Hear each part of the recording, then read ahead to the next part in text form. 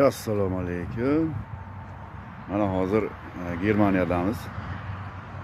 Germaniyaning bir ovloq joyini, parkingdagi sharoitlarini ko'rsatmoqchiman. Bu yoqda mana shu katta mashinalar turadigan parking, o'tiradigan joy, musor yashik, daraxtlar va bu yoqda mana kichkina mashinalar turadigan joy qilib qo'yibdi. Keyin tuvaletlari mana.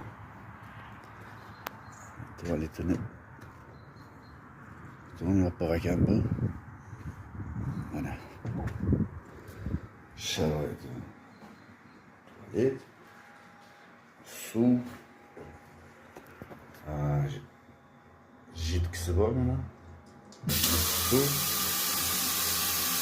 bunisi havo. Issiq havo qo'lni quritadigan. Mana yoqda sharoitlar. Bo'lgan, xuddi shunaqa. Germaniyadagi bitta tualetini